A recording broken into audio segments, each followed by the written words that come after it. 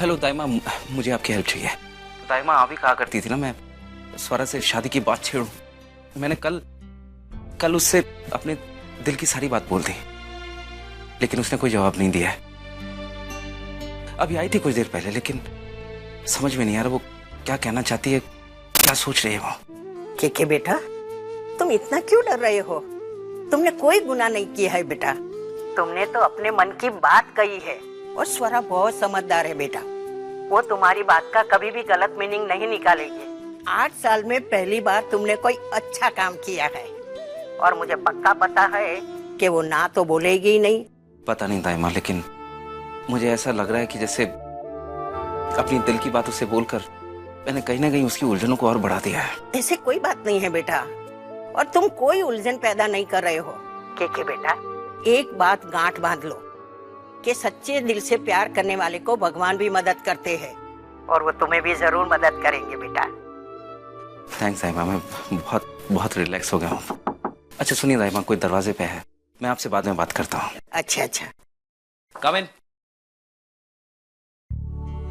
Sir, company के जो delegates आने वाले थे सो आ चुके हैं। मीटिंग भी शुरू हो गई है। हाँ ठीक है, तुम चलो, मैं बाद में आता हूँ। Okay sir, anything else? नहीं थैंक्स।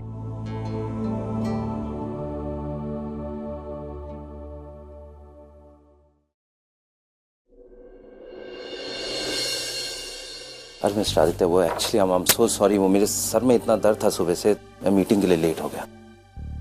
बट मीटिंग चली है, खत्म हो गई। खत्म हो गई। कैसी रही? अच्छी रही। चलो। हाँ मिस्टर आदित्य, मैं जानता हूँ कि स्वरा के साथ काम करने में आपको बहुत परेशानी होती होगी। मुझे पता चल चुका है कि आप दोनों पति पत्नी थे, दोनों के बीच में बहुत प्यार भी था, और आप दोनों की एक बेटी भी है, आदिति, जो आपके साथ रहती है।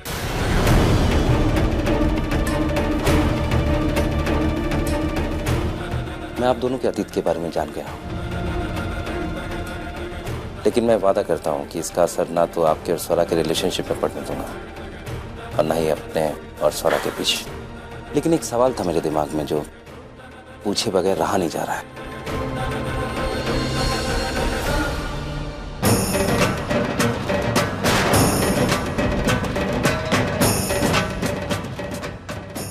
अगर दीपाली ने इनकी बातें सुनी तो उसे सब कुछ पता चल जाएगा। मुझे उसे रोकना होगा।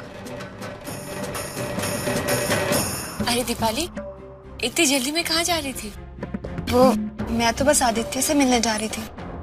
उनसे पूछना था कि आज शाम को क्या साड़ी पहनूं। आज पार्टी है ना। चलिए, अब आप मिल गए तो आप ही बता दीजिए।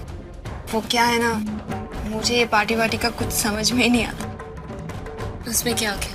चलो मैं तुम्हें बता देती हूँ। चलो। जब आपको पता था कि स्वरा के साथ काम करना आपके लिए इतना दुखदाई होगा, तो आप हमारे साथ काम करने आए ही क्यों? मिस्टेक है कि मैं यहाँ क्या कर रहा हूँ और किस लिए आया हूँ, ये सब आपको जानने की कोई जरूरत नहीं है। और जब तक आपका काम इफेक्ट नहीं हो रहा, तब तक मुझे इस बारे में पूछने का आपको कोई अधिकार नहीं बनता। और इन सब बातों से आप जितना दूर रहेंगे उतना अच्छा होगा आपके लिए।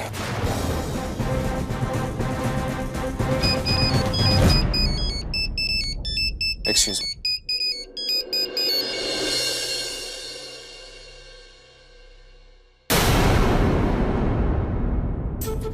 आओ स्वरा, बैठो।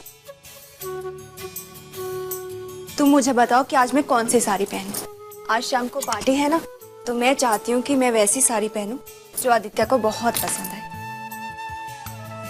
लेकिन पता है, मैं अभी तक उनकी पसंद और नापसंद जान ही नहीं पाई हूँ। अच्छा बताओ ना स्वरा, कौन सी साड़ी पहनूं?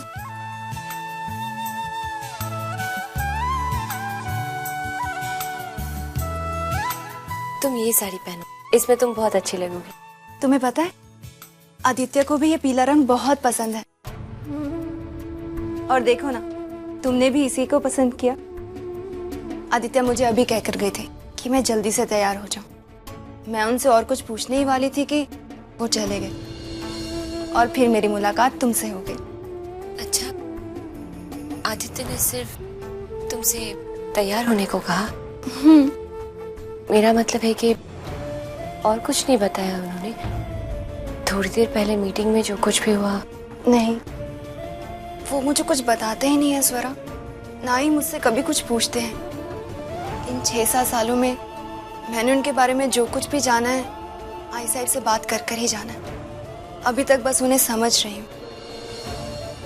ऐसा लगता है जैसे ना जाने मन में क्या क्या छिपाए बैठे। अरे एक मिनट। हाँ, हेलो रागिनी बहनी, कैसी हैं आप? दीपाली, मेरी छोड़ो, तुम अपनी कहो, वापस कब आ रही हो? बस बहुत जल्द वापस आ रहे हैं। आपको पता है, आज केके जी ने कॉन्ट्रैक्ट मिलने की खुशी में एक बहुत बड़ी डिनर पार्टी रखी है। मैं और स्वरा हम दोनों मिलकर साड़ी सिलेक्ट कर रहे थे। ओह आई सी।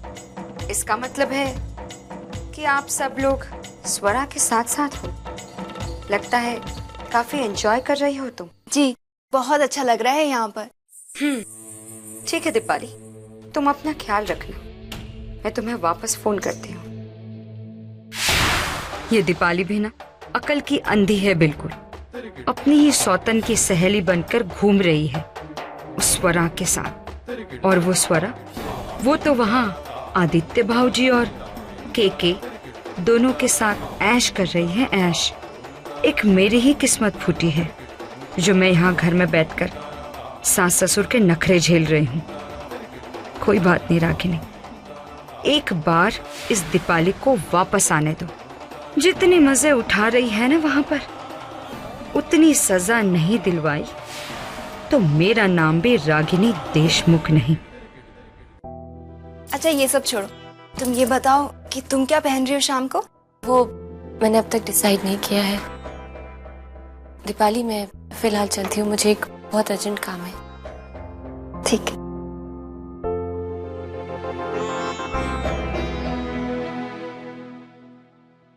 बदले की आग ने आदित्य को पागल बना दिया है। उनका ये जुनून उनके ऊपर हावी होते जा रहा है। आदित्य की नफरत जब तक मुझ तक सीमित थी मैंने बर्दाश्त कर लिया, लेकिन अब वो हर हद पार कर चुके हैं। जब केके को पता चलेगा कि जिस कॉन्ट्रैक्ट के लिए वो पार्टी दे रहे हैं वो उन्हें मिला ही नहीं है, तब क्या होगा?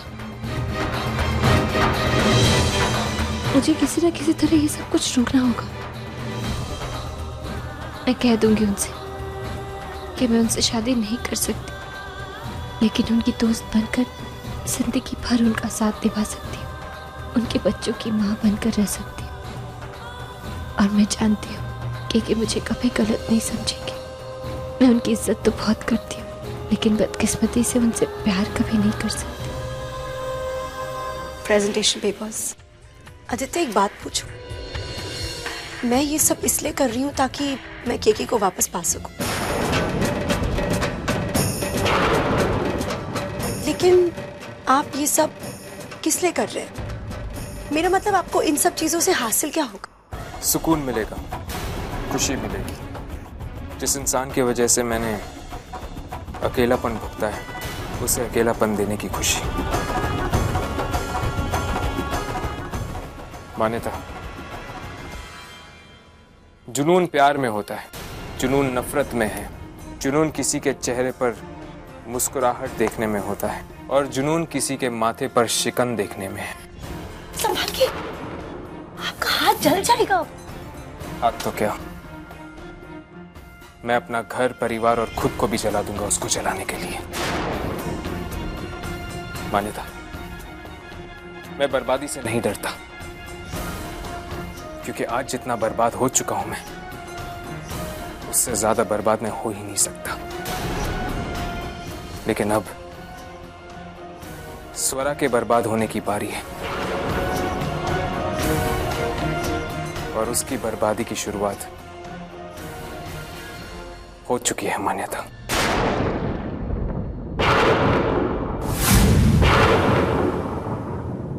इतनी नफरत भर लिया आपने अपने मन में कि आप अपनी बीवी, अपनी बच्ची, अपने परिवार तक को खत्म करने पर तुले हुए हैं। मुझसे बदला लेने की चाहत में आप इंसानियत को कहीं बहुत पीछे छोड़ कर आए।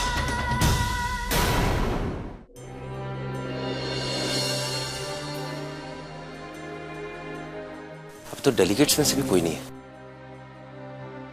स्वरा भी नहीं है। ये चक्कर क्या है?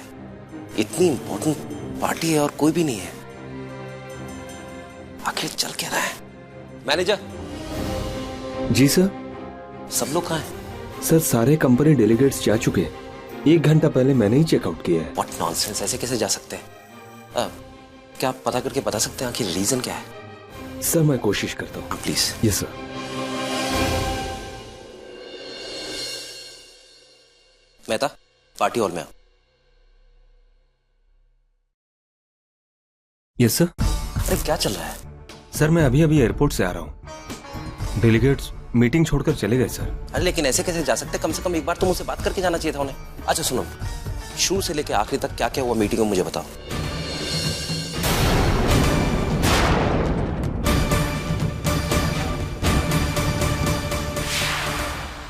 ये हुई ना बात, करोड़ों का डील खारिज हो गया और वो भी स्वरा की वजह से। अब होगी एक नई शुरुआत। केके और स्वरा के बीच होगी अनबन और यहीं से खुलेगा केके की तरफ जाने वाला मेरा रास्ता। अच्छा ठीक है, तुम जाओ।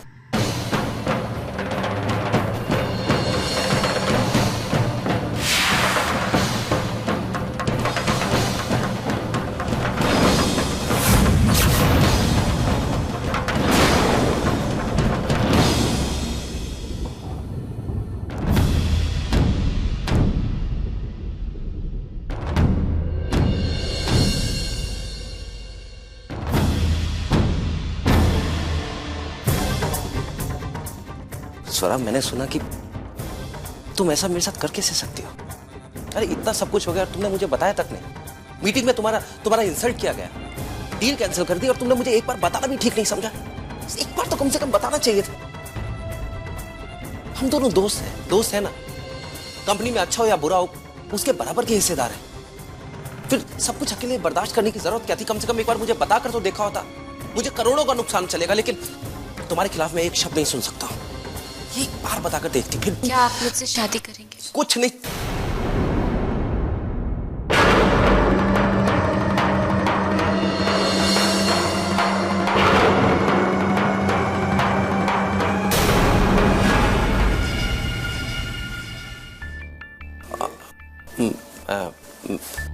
क्या बोला? मैंने सुना नहीं। क्या आप मुझसे शादी करेंगे?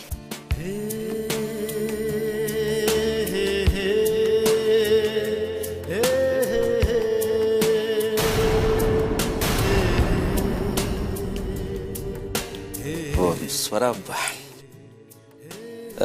कुछ मांगने से पहले सब कुछ मिल जाए उसका एहसास क्या होता है, वो आज पता चल रहा है मुझे। हाँ, मैं शादी करूंगा। जानती हो, मैं जब ये साड़ी लेने गया था तो साथ में मैंने एक इयररिंग भी खरीदी थी। सोचा था कि अगर तुम हाँ कहोगी तो उसी वक्त पहना दूंगा।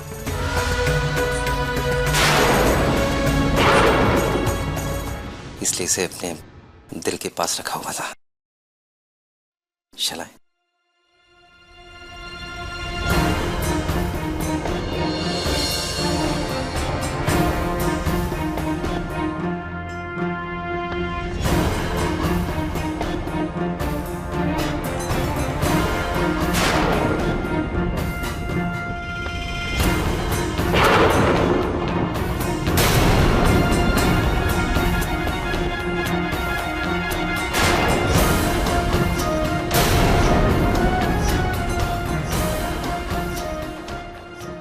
चलिए आइए ना।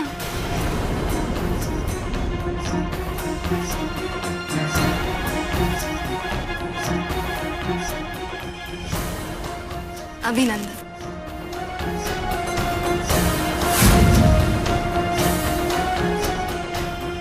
जानते हो, मुझे जिंदगी में बहुत सारे सदमे लगे हैं, लेकिन अभी जो सदमा मिला है उसमें ऐसा लगता है कि मैं हमेशा उसी में रहूं, उससे भारी ना निकलूं। मैं आज जितना खुश हूं ना स्वरा, उतना जिंदगी में शायद कभी नहीं था। I am so happy. मैं भी बहुत खुश हूँ। ऐसा लगता है जैसे आप दोनों एक दूसरे के लिए ही बने।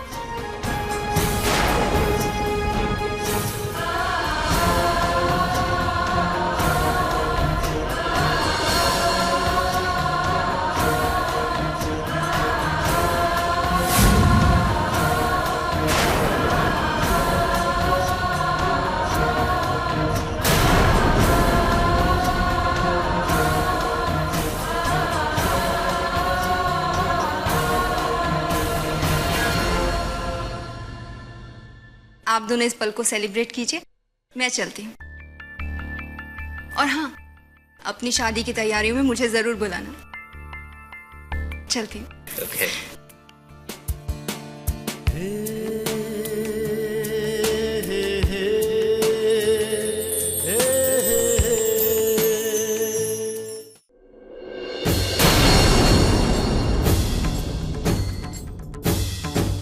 क्यों मिस्टर आदित्य, अब मुंह छुपाकर कहाँ चले?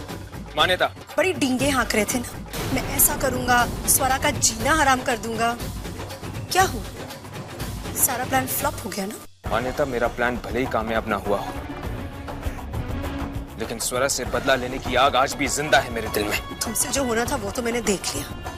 अब अपने केके को पाने के लिए मुझे जो करना है मैं करूंगी। तुम अपने रास्ते मिस्टर आदित्य और मैं अपने रास्ते।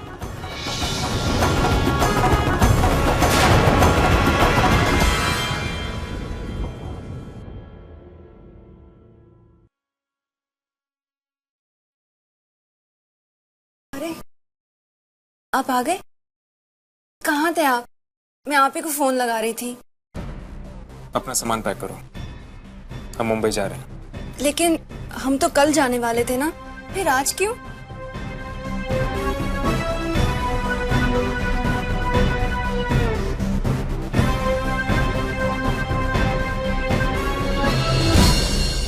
अच्छा, तो आप स्वरा से गुस्सा हैं?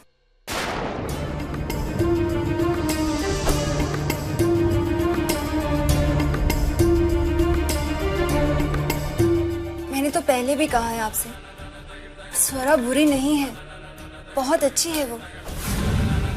हो सकता है उसकी अच्छाई कभी आपके सामने ही नहीं आ सकी।